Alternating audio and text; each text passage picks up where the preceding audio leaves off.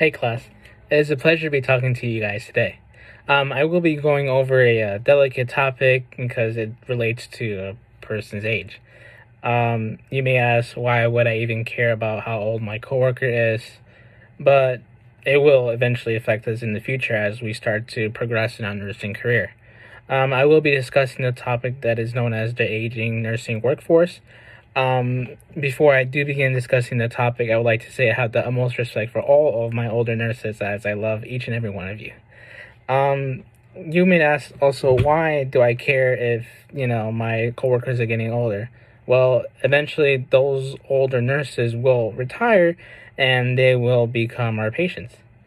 So let's put it into a different perspective. Imagine you worked a really hard 12-hour shifts where you had, I don't know, let's say two codes, and you had to do multiple compressions, and then you just kept going back and forth, barely any chance to sit.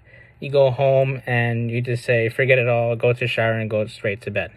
Now, imagine if an older nurse was in your same shoes. How long would it take them to recover from that difficult shift you just had?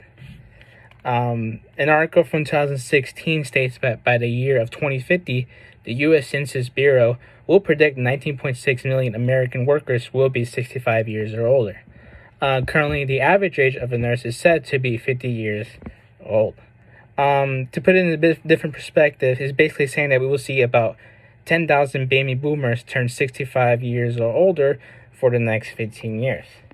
As you can see, as the baby boomers start to grow older and start to retire, one major effect for us nurses is the nurse shortage.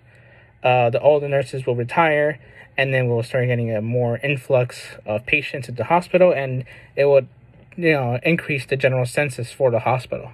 The U.S. Bureau of Labor Statistics predicts that there will be over 700,000 nurses to retire by the year 2024. As we also start to see more people retire and grow older, we start to see more chronic conditions. One interesting statistic I found that is that 80% of older adults have at least one chronic condition, and 68% have at least two. Those chronic conditions can be hypertension or diabetes. Now, I have a lot of respect for the aging workforce, as they really are a great resource for the team. They are there whenever you have any questions regarding a certain lab value, or a simple question like, hey, what is the the max dose of Levo, or how fast can I run this medication?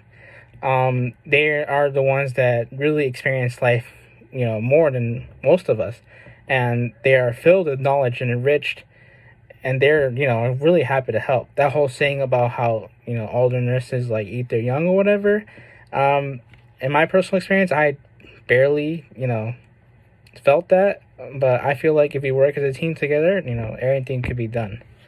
I do not want to see the older nurses leave the nursing profession without an impact for the younger generation. I like to see more hospitals start to do more programs such as the nurse residency program, where the old nurses are more than happy to mentor those newer and younger generation of nurses coming in. That's saying that all the stuff that we learn in school, you can learn those same stuff at work. Like, the stuff that we learn at work is generally taught by those older nurses. In order to alleviate those older nurses, I would say, let them come in during peak times and help with stuff like discharges or admission, which, those are little short tasks, but in the long run, it will definitely alleviate the workload for the other clinical nurses. Thank you guys for listening to me, and I appreciate you watching this video. I wish the best of luck to your career. Thank you.